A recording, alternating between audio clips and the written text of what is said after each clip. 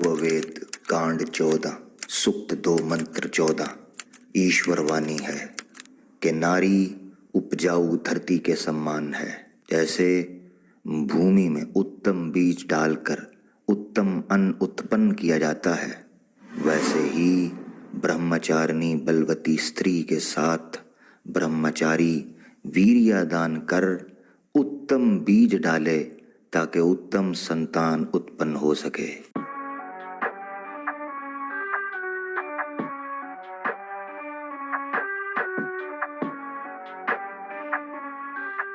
मैं हूं आमिर हक और आप सुन रहे हैं आवाज़े हक। दोस्तों, मैसेजेस में, ईमेल्स में और कमेंट्स में मुझे कुछ दोस्तों ने इन्फॉर्म किया कि वही घिसा पिटा पुराना गोबर नया पैकेट हिंदुत्व का चूं चूं का मुरब्बा दोबारा किसी मूवी के ऊपर ब्लैक मनी लगाकर वाइट करने की कोशिश की जा रही है। दिक्कत सिर्फ ये है दोस्तों कि कुत्ते की दुम तो टेढ़ी ही रहेगी। ये ना कोई आखिरी मूवी है ना कोई पहली। मेन मकसद यहाँ ये है कि जहाँ मुसलमानों को, अपनी ऑडियंस को अवेयर किया जाए, वहीं हम जो प्योर हार्ट या सिंसियर लोग हैं सनातन धर्म के अंदर, उनको समझाने का, समझने का प्रयास करते चले जाएंगे, क्योंकि हमें उनसे अच्छे की उम्मीद भी बहरहाल है। मूवी का नाम शुरू में हम दो हमारे 12 था, मगर थोड़ी सी कंट्रोवर्सी के बाद इसका नाम हमारे 12 रख दिया गया, जिसका वीडियो के आखिर में 12 बजाकर जवाब हम इनको जरूर देंगे। टीजर ओपन होता है। ओपनिंग सीन में सूरह बकरा की आयत नंबर 223 पेश की जाती है और अब मशहूर जमाना सो कॉल्ड घड़ा हुआ एतराज पेश किया जाता है कि कुरान में औरत को खेती कहा गया है। खेती। अब अकल के अंधे अपने धर्म के बारे में पढ़े नहीं, वगरना ये जानते कि अथर्ववेद में नारी की तुलना खेत से ही की गई है। इसी तरह महर्षि मनु जी ने स्त्री की तुलना खेत और भूमि से की है। अब सवाल ये है कि क्या ये अपने खेतों में खेती बाड़ी नहीं करते? अगर ये अपने खेतों में खेती बाड़ी नहीं करते हैं तो ये बच्चे सारे सनातन धर्म के टोरेंट से डाउनलोड किए हैं या जोमेटो से ऑर्डर किए थे। बस इतनी सी बात है कि एक औरत को खेती से तुलना इस बेस पर दी गई है कि जैसे खेती कल्याणकारी के लिए, अनाज के लिए, फूड के लिए, एग्रीकल्चर के लिए एक वाइटल रोल प्ले करती है भूमि और खेत, वैसे ही नारी, स्त्री सामाजिक तौर पर और पारिवारिक तौर पर उत्तम संतान को उत्पन्न करके अपना एक वाइटल रोल प्ले करती है। यही वजह है कि अथर्ववेद में जब स्त्री की तुलना खेत से की गई तो वहीं बयान किया गया, एक्सप्लेन किया गया कि क्यों स्त्री को खेत से तुलना उसकी की गई है।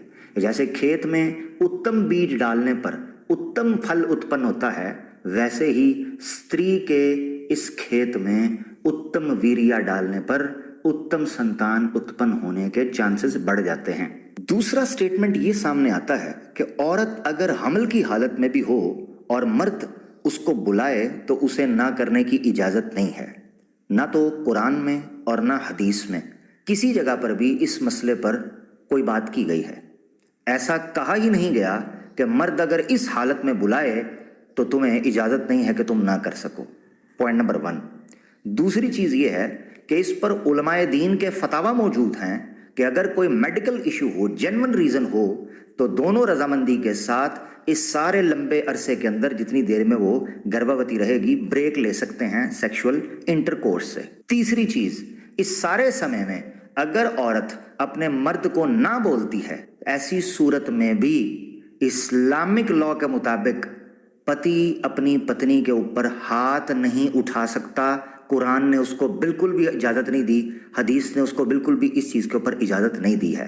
वेयर एज सनातन धर्म के अंदर, बृहद आर्यन उपनिषद के अंदर, अगर मर्द औरत को संभोग के लिए बुलाता है और वो औरत किसी सूरत भी नहीं मानती तो मर्द लाठी से और हाथ से उसकी ठुकाई और पिटाई कर सकता है, यहां तक कि उसके साथ बलात्कार कर दे या उसको रजामंदी के साथ उसके साथ संभोग करे।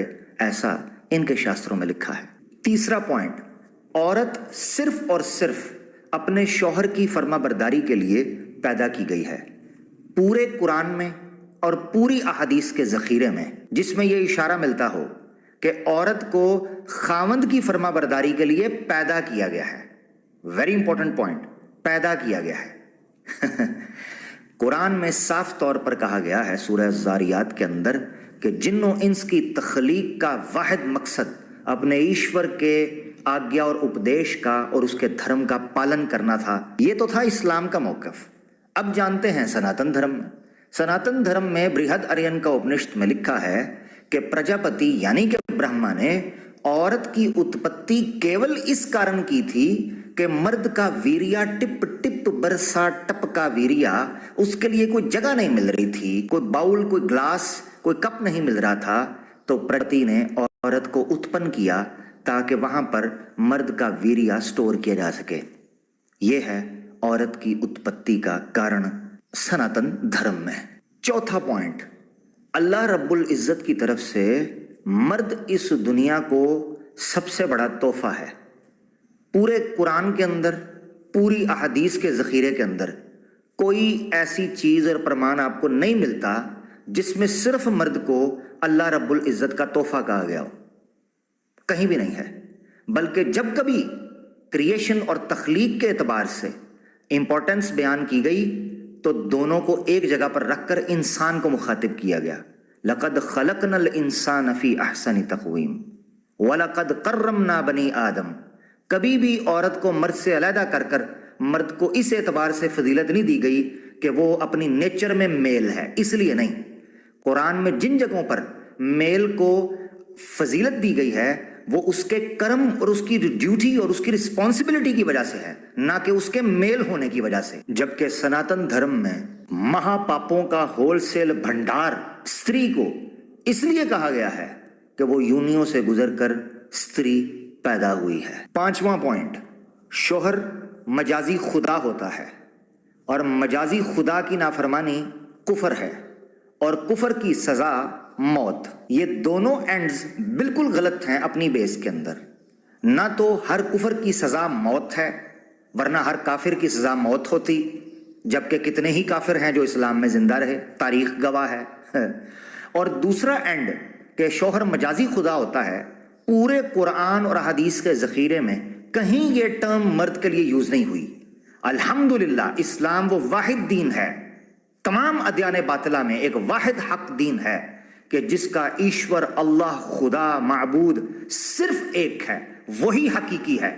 कोई मजाजी नाम का खुदा माबूद इलाह छोटे मोटे इधर उधर के कोई भी हैसियत और कोई औकात और कोई उनकी हकीकत नहीं है। लिहाजा ये पूरे का पूरा मफरूज़ा कि मजाजी खुदा, फिर उसकी नाफरमानी, वो कुफर और कुफर की सजा मौत, ये सारे का सारा कोलैप्स कर जाता है जब दोनों एंड की बेस खड़ी ही नहीं होती। ये तो था इस्लाम का। अब आ जाए देख लें सनातन धर्म का। सनातन धर्म में पति को औरत का देवता कहा गया है। और याद रखें, देवता की सेवा, पूजा और उपासना और उससे प्रार्थना और उसकी स्तुति सनातन धर्म का बेसिक स्तंभ है। यही वजह है कि सनातन धर्म के शास्त्रों के अनुसार अगर पत्नी एक चीज में भी अगर अपने पति के विरोध चली जाए, चाहे पति कितना ही अधर्मी क्यों ना हो, खुद वो औरत अधर्मी ठहर जाएगी। क्योंकि एक सनातन धर्म के अनुसार स्त्री का सनातन धर्म धार्मिक कर्तव्य है ही यही कि वो हर हाल में अपने पति की आज्ञा और उपदेश का पालन करेगी, तभी वो मोक्ष और स्वर्ग को प्राप्त हो सकती है। वरना सनातन धर्म के अनुसार वो नरक में हजारों वर्षों तक जलती रहेगी। यहां तक के सनातन धर्म में लिखा है कि जितने पति के सर पर बाल होंगे या शरीर पर बाल होंगे, उतने सालों तक वो नरक के अंदर सड़ती रहेगी। वैसे गंजे पतियों वाली पत्नियों के लिए थोड़े से कम साल होंगे। एनीवेज, छठा पॉइंट, औरतें शलवार के नाड़े की तरह हैं, जब तक अंदर रहेंगी तब तक हिफाजत में रहेंगी। मैं हैरान हूं कि इसका डायलॉग लिखने वाला कितना मूर्ख आदमी है। भला इससे पूछो कि अगर शलवार का नाड़ा ही निकाल दिया जाए तो तुम्हारे तो पिछवाड़े नंगे हो जाएंगे। तो नाड़े से ज्यादा अहम और क्या चीज हो सकती है इज्जत को बचाने के लिए? ये डायलॉग औरत की तजलील के लिए लिखा था या औरत की अहमियत बताने के लिए?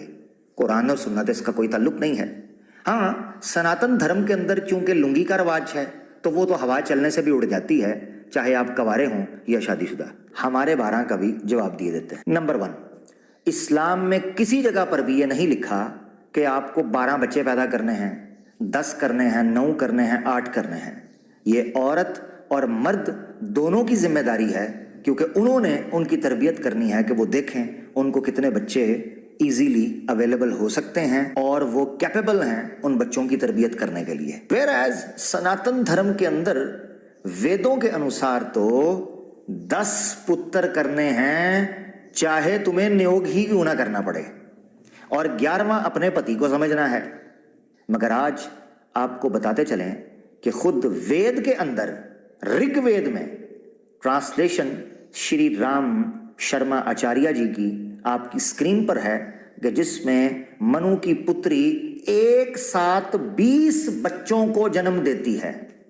ये इंसान थे या जानवर, ये फैसला आप करें या मेडिकल साइंस, मगर यहां बात 12 से बढ़ चुकी है। हम 2 हमारे 20, इस पर कब बात की जाएगी? और याद रखें, नारी अंक जो गीता प्रेस गोरखपुर की है, उसमें तो लिखा है कि अगर कोई स्त्री 20 बच्चे पैदा करने के बाद भी मलाइका अरोड़ा की तरह फिट रहे तो ही उस औरत को उत्तम और महान माना जाता है।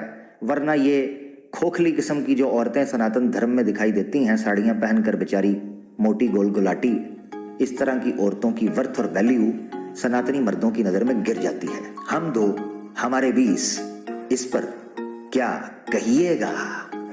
अल्लाह हाफिज।